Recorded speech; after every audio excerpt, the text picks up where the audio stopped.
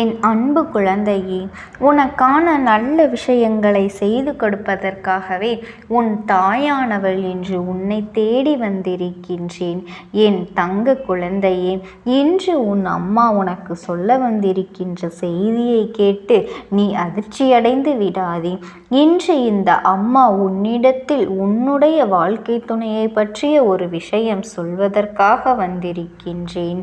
என் தங்கமே, உன்னுடைய வாழ்க்கை துணை நேரடியாக சொல்ல முடியாத ஒரு விஷயத்தை இப்பொழுது என்னிடம் ஒரு வேண்டுதலாக வைத்திருக்கின்றார்கள். அந்த வேண்டுதலை பற்றி இப்போது உன்னிடத்தில் சொல்ல வேண்டிய கட்டாயம் வந்துவிட்டது. நீ நினைக்கலாம், அம்மா, என்னுடைய துணை உன்னை நம்பி உன்னிடத்தில் சொன்ன ஒரு ரகசியத்தை எப்படி நீ வெளியில் சொல்ல துணிந்து விட்டாய் என்று. என் தங்க குழந்தையே, இத்தனை நாட்களும் அதுவெல்லாம் ரகசியமாகத்தான் பாதுகாக்கப்பட்டது. ஆனால் இப்பொழுது உனக்கு இருக்கின்ற மனநிலையில் அந்த விஷயத்தை பற்றி நீ தெரிந்து கொண்டால் மட்டும்தான் வாழ்க்கை எதை நோக்கி சென்று கொண்டிருக்கின்றது என்பதனை உன்னால் உணர முடியும் என்பதனால்தான் உன் அம்மா நான் இதை உன்னிடத்தில் சொல்லிவிட வேண்டும் என்று வந்திருக்கின்றேன். என் தங்க குழந்தையே, சில நேரங்களில் சில சூழ்நிலைகள் உனக்கு சங்கடமாக இருக்கும் அல்லவா? அதன் காரணமாக உடனே உன் வாழ்க்கையின் மீது உனக்கு இருக்கின்ற பிடிப்பு என்பது இல்லாமல் போய்விடும். வாழ்க்கையே வேண்டாம் என்கின்ற மனநிலைக்கு எல்லாம் நீ வந்து விடுகின்றாய். இது போன்ற மனநிலையில் நீ இருக்கும் பொழுது இந்த அம்மா அதனை பார்த்து கொண்டு அப்படியே விட்டுவிட முடியாது அல்லவா? ஏனென்றால் என் குழந்தையே, வாழ்க்கையில் நடக்கின்ற சில விஷயங்கள் உனக்கு ஒவ்வொரு நாளும் ஒவ்வொரு விதமான மனநிலையை கொண்டு வந்து சேர்க்கின்றது. சில நாட்கள் எல்லாமே நல்லபடியாக சென்று கொண்டிருக்கின்றது போல தோன்றும். நம் வாழ்க்கை நமக்கு மிகவும் சந்தோஷத்தை கொடுக்கின்றது. இனிமேல் இந்த வாழ்க்கையை நிம்மதியாக வாழ வேண்டும் என்றுதான் நீ நினைக்கின்றாய். மற்றொரு பக்கம் கஷ்டம் என்று வந்துவிட்டால் இந்த வாழ்க்கையே வேண்டாம், இதை விட்டு விலகி சென்றுவிட வேண்டும் என்று நீ நினைக்கின்றாய். என் தங்க குழந்தையே, வாழ்க்கை என்ற பயணத்திற்குள் வந்துவிட்ட பிறகு ஒரு துணை உன்னை நம்பி இருக்கும் பொழுது என்ன கஷ்டம் வந்தாலும் என்ன நஷ்டம் வந்தாலும் அதனை எல்லாம் நீ ஏற்றுக்கொள்ள பழக வேண்டும்.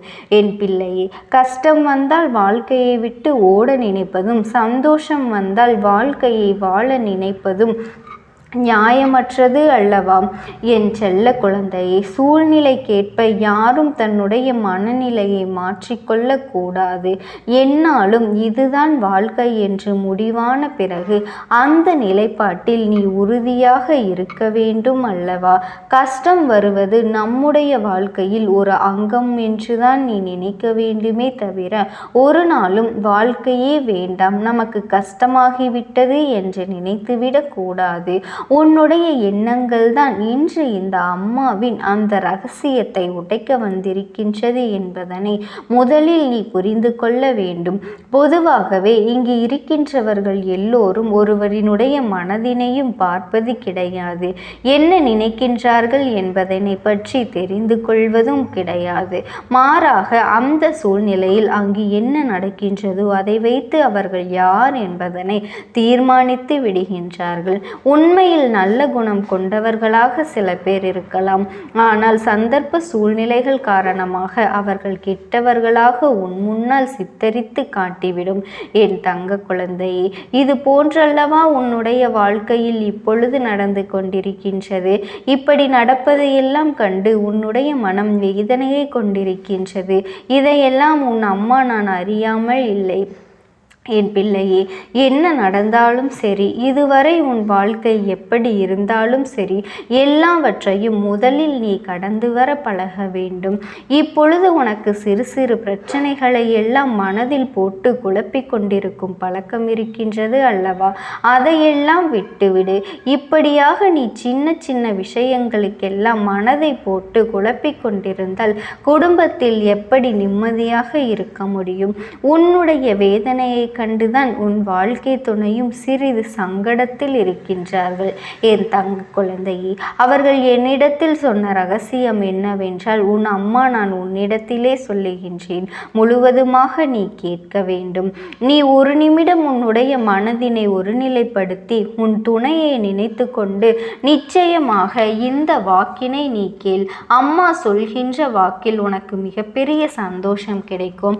உன்னுடைய துணையானது என் முன்னால் வந்து நின்று கொண்டு சொன்ன விஷயங்கள் என்ன தெரியுமா? அம்மா, நான் இந்த வாழ்க்கையை நன்றாக வாழ வேண்டும் என்று ஆசைப்படுகின்றேன். என்னுடைய மனதிற்குள் இந்த வாழ்க்கையை எப்படியெல்லாம் வாழ வேண்டும் என்று மிகப்பெரிய கனவு ஒன்று இருக்கின்றது. என்னுடைய அந்த கனவு பலிக்கப் போகின்ற நேரத்தில் என்னை சுற்றி ஏதேதோ சில விஷயங்களும் கஷ்டங்களும் நடந்து கொண்டு இருக்கின்றது, நடந்தும் விட்டது. அந்த கஷ்டத்திலிருந்து தான் நான் மீண்டு வர முடியாமல் தவித்து நின்று கொண்டிருந்தேன். அந்த சூழ்நிலையில் என்னுடைய வாழ்க்கை துணைதான் எனக்கு மிகப்பெரிய ஊன்றுகோலாக நின்றிருந்தார். என்னுடைய முதுகெலும்பே அவர்கள்தான். அவர்கள் இல்லாமல் என்னால் இங்கே எதையும் செய்திருக்க முடியாது. அவர்கள் கொடுத்த அந்த ஊக்கத்தினால்தான் இன்று வரை நான் நல்ல நல்ல விஷயங்களை எல்லாம் செய்து கொண்டு குடும்பத்தையும் பார்த்து கொண்டு எல்லா விஷயத்தையும் கடந்து வந்திருக்கின்றேன். அவர்கள் கொடுத்த அன்பினை நான் 7 ஜென்மத்திற்கும் மறக்கவே மாட்டேன். அவர்களுடைய அன்பானது அவ்வளவு பரிசுத்தமானது. நான் எப்பொழுதுமே அவர்களினுடைய பேச்சை கேட்டு அப்படிதான் நடந்து கொண்டு இருக்கின்றேன். அவர்கள் விருப்பப்படிதான் நான் ஒவ்வொரு விஷயத்தையும் செய்து கொண்டு இன்று வரை நான் எண்ணிக்கொண்டு இருக்கின்றேன். அதையும் நான் அப்படியே தான் செய்து கொண்டே வருகின்றேன். ஆனால் இப்பொழுது எனக்கும் அவர்களுக்கும் இருக்கின்ற சில கருத்து வேறுபாடுகளினால் சில பிரிவு வினைகள் அவ்வப்போது ஏற்பட்டு கொண்டே இருக்கின்றது. அந்த பிரிவினை என்னால் சிறிதளவு கூட ஏற்றுக்கொள்ள முடியவில்லை.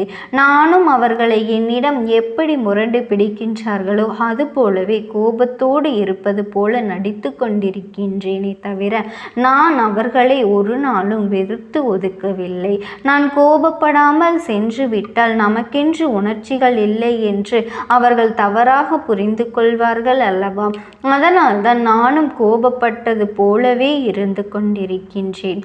ஆனால் அவர்களின் எண்ணங்கள் எனக்கு மனவேதனையை கொடுக்கின்றது. அவர்களாகவே மனதளவில் நிலைத்து கொண்டு அழுது கொண்டும் புலம்பிக் கொண்டும் இருக்கின்றார்கள். அந்த நேரத்தில் அவர்களை சமாதானப்படுத்த முயற்சி செய்தால் கூட அது என்னால் முடியாமல் போய்விடுகின்றது. நானோ இந்த வாழ்க்கையில் சந்தோஷமாக இருக்க வேண்டும் என்றுதான் ஒவ்வொரு நாளும் நினைக்கின்றேன். ஆனால் முழுவதுமாக என்னால் சந்தோஷத்தை அனுபவிக்க முடியவில்லை. அதுவும் எனக்கு வெறுத்துவிடும். அதுபோல பயமாகத்தான் இருக்கின்றது. அதையெல்லாம் தாண்டி இந்த வாழ்க்கையை நான் சந்தோஷமாக மனநிறைவோடு வாழ வேண்டும் என்றுதான் நான் நினைத்து கொண்டு இருக்கின்றேன். என் அம்மா, என்னுடைய வாழ்க்கை துணையை என்னோடு சிறிது நேரம் மனம் விட்டு பேச செய்யுங்கள். என்னுடைய உள்ளத்தையும் அவர்களை புரிந்து கொள்ள செய்யுங்கள். இது மட்டும் நடந்துவிட்டால் நான் நிச்சயமாக இந்த வாழ்க்கையை மகிழ்ச்சிகரமானதாக மாற்றி விடுகின்றேன்.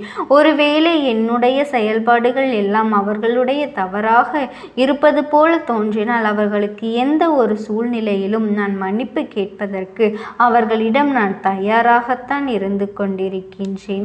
அவர்களிடத்திலே புரிய வைக்க வேண்டும் என்று நிறைய இடத்தில் நான் கஷ்டங்களை அனுபவித்து கொண்டிருக்கின்றேன். அதையெல்லாம் சில காலமாகவே கொஞ்சம் கொஞ்சமாக கிடைத்து கொண்டுதான் இருக்கின்றது என்று அவர்கள் வெளிப்படையாகவே சொல்லிவிட்டார்கள். உன் வாழ்க்கை துணையின் மனதில் இருப்பது என்ன தெரியுமா? சந்தோஷமான வாழ்க்கை, மனநிறைவான வாழ்க்கை. அது மட்டுமல்ல, அவர்கள் தன்னுடைய வாழ்க்கையில் என்ன கிடைத்தாலும் அதை வைத்து சந்தோஷமாக வாழ வேண்டும் என்கின்ற நிலைக்கு இப்பொழுது வந்துவிட்டார்கள். என் அன்பு பிள்ளையே, இந்த அம்மாவினுடைய ஆசீர்வாதங்களும் அன்பும் என்றும் உனக்கு என்றென்றைக்கும் இருந்து கொண்டேதான் இருக்கும். அதனால் நீ அவர்களிடத்தில் எப்பொழுதும் போல சந்தோஷமாக இருக்க வேண்டும் என்று அவர்கள் விரும்பிக் கொண்டு இருக்கின்றார்கள். அதனால் உன் கோப தாபங்கள் எவ்வளவு இருந்தாலும் அவர்களை ஒரு முறை மன்னித்து நீ அவர்களிடம் சென்று பேசினால் நிச்சயமாக உன் வாழ்க்கையில் வரப்போகும் திருப்பங்கள் நிறைய என்று இந்த தாயானவள் எனக்கு அதிகம் நம்பிக்கை இருக்கின்றது. உன் வாழ்க்கை அதன் பிறகு நிச்சயமாக மகிழ்ச்சியாகவும் சந்தோஷமாகவும் இருக்கும் என்று இந்த தாயானவள் நான் நம்புகின்றேன். இந்த அம்மாவினுடைய அன்பும் ஆசீர்வாதங்களும் உனக்கு என்றென்றைக்குமே முழுமையாக கிடைத்து கொண்டேதான் இருக்கும்.